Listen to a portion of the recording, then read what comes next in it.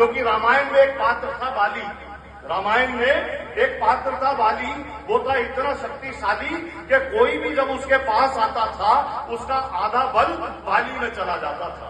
रामायण में एक पात्र था बाली, वो था इतना शक्तिशाली कि कोई भी उसके पास आता था तो उसका आधा बल बाली में चला जाता था। मैं भी जब अपनी पत्नी के सामने जाता हूं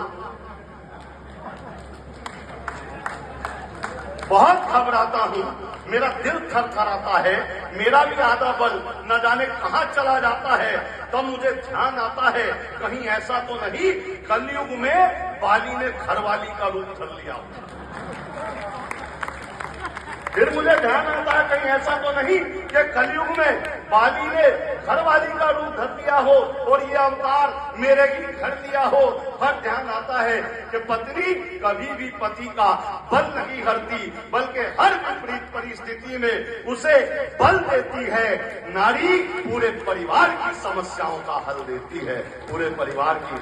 अच्छा, बार बार कहते मैं कवि सम्मेलन में जाने को हो रहा था तैयार, मेरी पत्नी को जाना था बाजार।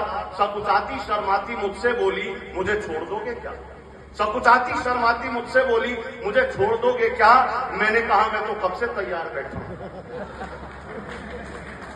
मैंने कहा मैं तो कब से तैयार बैठा हूं, पर 7 फेरे लेने के बाद लाचार बैठा हूं। अब इसमें ना तेरी कोई खता ना मेरी कोई खता, पर तुझे इस बात का नहीं पता कि शादी वाले दिन जब घोड़ी पर होकर सवार मैं पहुंचा मंडप के द्वार तो तेरे पिता ने 5 लाख रुपए देते हुए कहा, बरखुरदार ये मेरी इज्जत तुम्हारे हाथ में है, कहीं जानी नहीं चाहिए। बेटा पैसे हर महीने आते रहेंगे, लड़की मायके नहीं आनी चाहिए।